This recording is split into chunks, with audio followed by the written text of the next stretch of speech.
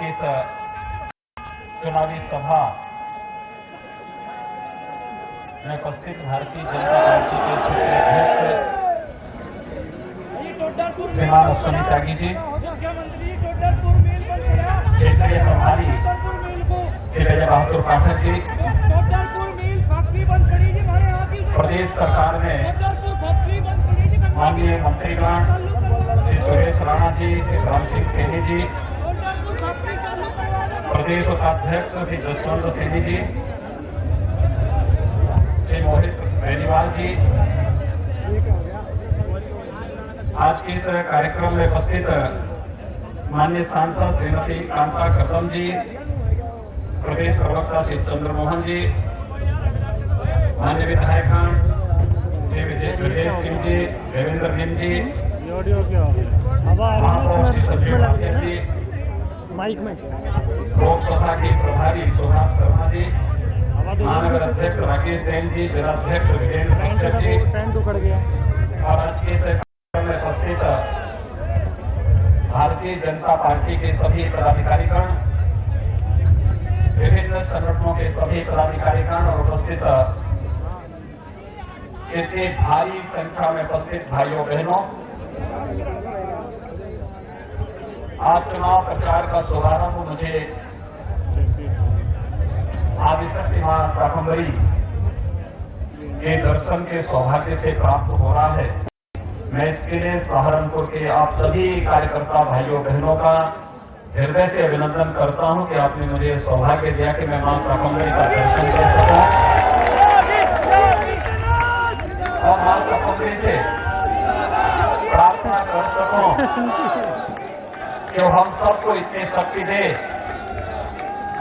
कि प्रधानमंत्री में देश के विकास और आतंकवाद के नाश के लिए जो अभियान प्रारंभ हुआ है, यह अपने लक्ष्यों को प्राप्त करे, यही प्रार्थना मां शाकंभरी से करने के लिए आज मैं विशेष रूप से आपके बीच यहां पर उपस्थित हुआ हूं। सहारनपुर भाइयों बहनों, उत्तर प्रदेश का यह अंतिम कोने पर जिला, यहाँ के किसानों ने, यहाँ के नौजवानों ने, यहाँ के व्यापारियों ने, यहाँ के हस्तशिल्पियों ने अपनी मेहनत से, अपने पुरुषार्थ से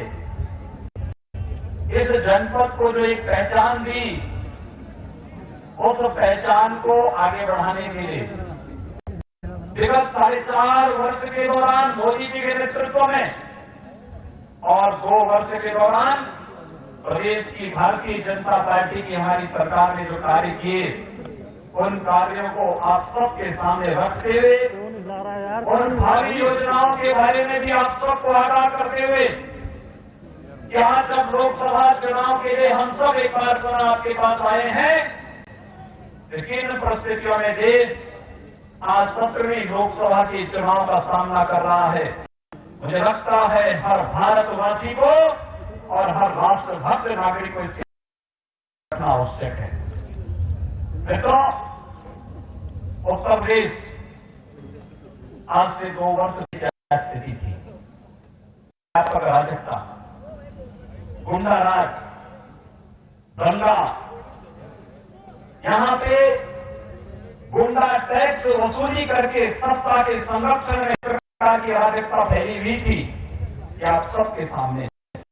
और मैं आपको आज कह सकता हूं, विगत 2 वर्षों में उत्तर प्रदेश की जनता के आशीर्वाद से हम लोगों ने या तो गुंडों के 2 ही जगह पर भेजी है, या तो जेल में है या दुनिया छोड़ करके जय श्री राम हो चुका है। उत्तर प्रदेश में भारतीय जनता पार्टी की सरकार में कोई गुंडा बाहर रह करके गरीबों, किसानों, व्यापारियों और बहन बेटियों की इज्जत के साथ खिलवाड़ नहीं कर सकता। कि भारतीय जनता पार्टी ने अपराध और अपराधियों के प्रति जीरो टॉलरेंस की जिस नीति के बारे में आपसे कहा था, उसको हमने करके दिखाया है। और वहां से शुरुआत होती है जब हम लोगों ने सुरक्षा का एक वातावरण दिया, तो पहले उत्तर प्रदेश के नेशनल समिट में अकेले सहारनपुर जनपद के अंदर यहाँ के व्यापारियों ने 1,000 करोड़ रुपए का निवेश उत्तर प्रदेश के अंदर करने के एमओयू पर साइन करके व्यापक रोजगार की संभावना को आगे बढ़ाने का संकल्प भी लिया। और इसीलिए आज हम सब आपके पास आए आपसे कहने के लिए कि एक और विकास की महत्वाकांक्षी योजनाओं को आगे बढ़ाने के संकल्प के साथ भारतीय जनता पार्टी की सरकार प्रदेश के अंदर आदरणीय प्रधानमंत्री मोदी जी के मार्गदर्शन उनकी प्रेरणा से तेजी के साथ आगे बढ़ रही है। दूसरी ओर लोक कल्याणकारी वो योजनाएं, मुझे याद है जब हम लोग प्रदेश में आए थे, हमारी सरकार बनी थी, किसानों में व्यापक नाराजगी थी, किसान कर्ज के तले दबा हुआ था, किसानों की कोई सुनवाई नहीं होती थी, न्यूनतम समर्थन मूल्य अपने आप में किसानों के लिए एक सपना बन चुका था। लेकिन हमारी सरकार आई, हम लोगों ने लगभग 75,000 किसानों के कर्ज माफी के कार्यक्रम को अकेले आपके जनपद के 75,000 से भी किसानों का कर्ज माफ हुआ। और कर्ज माफी के बाद जो कार्रवाई हम लोगों ने प्रारंभ की, उस कार्रवाई को आगे बढ़ाते हुए भाइयों बहनों, प्रोक्योरमेंट की पॉलिसी, किसानों को न्यूनतम समर्थन मूल्य से अधिक दाम अगर किसी ने दिया तो हमारी सरकार ने प्रदेश के अंदर दिया। मैं भी सुन रहा था जब मैं यहां आ रहा था, उससे पहले मैं इस देश के कुछ नामदारों के कुल दीपक की एक बात को सुन रहा था। वो कहते हैं कि गन्ना के पेड़ नहीं लगाए। मैं फिर संसद लेवल का भाषण सुन रहा था और भाषण करते करते उन्होंने कहा कि हमारी सरकार आएगी तो 1 फीट का आलू उगवा देगी। आप अनुमान कर सकते हैं, इन नामदारोों के कुलदीपक को पूछना चाहिए कि आलू पेड़ के ऊपर लटकते नहीं है। हमको लगता है आलू पेड़ के ऊपर लटकते हैं, जैसे आम का फल आता है वैसे उनको लगता है आलू का भी फल आता होगा। और इसीलिए जब गन्ना किसानों की बात कर रहे थे, वे जब अमेठी में गए तो अमेठी के लोगों ने कहा कि जब कांग्रेस की सरकार थी उनसे कहा कि भैया बहुत सारी जगह चीनी मिले हैं, अगर अमेठी में भी चीनी मिले लग जाती लोगों को सस्ते में, यहाँ पर चीनी जाती। उन्होंने कहा मिल लगाने की आवश्यकता क्या है, हम चीनी के पेड़ लगा देंगे और चीनी के पेड़ लगा करके तुम्हें खूब चीनी मिल जाएगी खाने के लिए। और भाइयों बहनों, हमसे जब पूछा गया कांग्रेस की सरकार के समय कि किसानों का विकास होना चाहिए, उन्होंने कहा खूब विकास होना चाहिए, किसानों का खूब विकास होना चाहिए, खूब विकास होना चाहिए। और उन्होंने कहा किसानों का हम इतना विकास करेंगे कि किसानों के खेत में भी टायर लगाने की नौबत आ जाएगी। आप अनुमान कर सकते हैं किसानों की जरूरत भी कर दी थी इन्होंने। प्रदेश के चाहे वह भ्रष्टाचारियों की कुलदेवी हो या फिर प्रदेश के गुंडा या फिर इन नामदारों के कुलदीपक, ये जितने भी ये कुल हैं, यह प्रदेश और देश का सर्वनाश करने पर उतारू हो चुके थे। हमें धन्यवाद देना चाहिए, आभार व्यक्त करना चाहिए भारतीय जनता पार्टी नेतृत्व को, जिन्होंने आदरणीय मोदी जी को देश में प्रधानमंत्री पद की प्रत्याशी के रूप में प्रस्तुत करके पूरे देश के अंदर आशा का एक नया संचार पैदा किया था 2014 में। पूरा देश और पूरी दुनिया में अब धूम मची है एक नेता की। आप चले जाइए गांव में, आप चले जाइए शहर में, आप चले जाइए उत्तर में, आप चले जाइए दक्षिण में, आप चले जाइए पूर्व में, आप चले जाइए पश्चिम में, आप बुजुर्गों को पूछिए, आप बच्चों को पूछिए, आप महिलाओं को पूछिए, नौजवानों को पूछिए, हर जगह एक ही धूम है, मोदी मोदी मोदी मोदी की एक ही धूम है। 2013-14 में हमारे पास केवल मोदी जी का नाम था,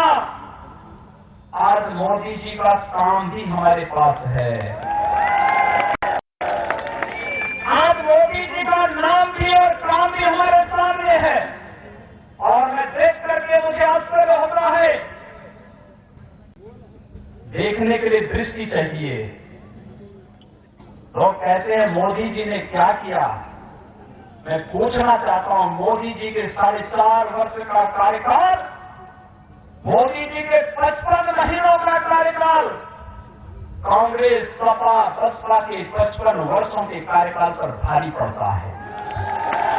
भाइयों बहनों, बताने की आवश्यकता है। उत्तर प्रदेश के अंदर 23,82,000 मैं जो आंकड़े बोल रहा हूं, नोट करके सपा बसपा कांग्रेस के नेताओं से बारे में पूछना चाहिए। कभी वोट मांगने के जाते हैं, जाति के नाम पर, क्षेत्र के नाम पर, मत और मजहब के नाम पर, तो इनसे पूछा जाना चाहिए कि 55 वर्षों तक, 60 वर्षों तक तुम्हें अकेले और मिलजुल करके भी प्रदेश में और देश में शासन करने का अवसर प्राप्त हुआ था। उस समय तुमने क्या किया था। लेकिन मोदी जी की सरकार ने उत्तर प्रदेश में विगत 2 वर्ष के दौरान अकेली हमारी सरकार ने मोदी जी के सहयोग से 23,82,000 गरीबों को एक आवास देने का कार्य किया है। 2 करोड़ 5 लाख गरीबों को एक शौचालय देने का कार्य किया है। 1 करोड़ परिवारों को निःशुल्क विद्युत कनेक्शन दिया है। 1 करोड़ 12 लाख परिवारों को उज्ज्वला योजना में निःशुल्क रसोई गैस का कनेक्शन दिया है।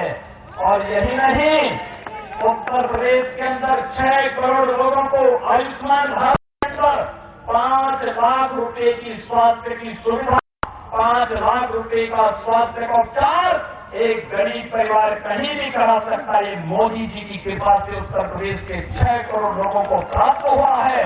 जो 56 लाख लोग बचे थे, उनको बजट से पैसा देकर के उनको भी हमने कवर करने का कार्य किया है। भाइयों बहनों, ये विकास के कार्य, इंफ्रास्ट्रक्चर डेवलपमेंट का कार्य, सहारनपुर से दिल्ली का कार्य एक दागी फर्म को समाजवादी पार्टी की सरकार ने दिया था। वो काम नहीं कर पा रहा था, लटकाया हुआ था। ये जो आदत बन चुकी थी लूटने की, प्रदेश को कंगाल बनाने की, चाहे वो सपा की हो, बसपा की सरकार रही हो, इन लोगों ने जिस प्रकार की अराजकता फैलाई थी, उस अराजकता के कारण प्रदेश का विकास बाधित था। लेकिन जब हमारे यहाँ के सांसद राघव भगत जी जब आए और उन्होंने कहा यहाँ के मान्य विधायकों के साथ मिल करके कि लोग परेशान हैं, हम लोगों ने कहा बुलाया क्या मामला है, कहा था कोर्ट में मामला चल रहा है, लिटिगेशन का मामला है। हमने कहा कोई कारण नहीं, हम वहां लड़ेंगे। सहारनपुर की अपनी जनता को हम सड़क से नहीं होने देंगे। हमने कहा जो होगा वहां हम लोग लड़ाई लड़ेंगे। और भाइयों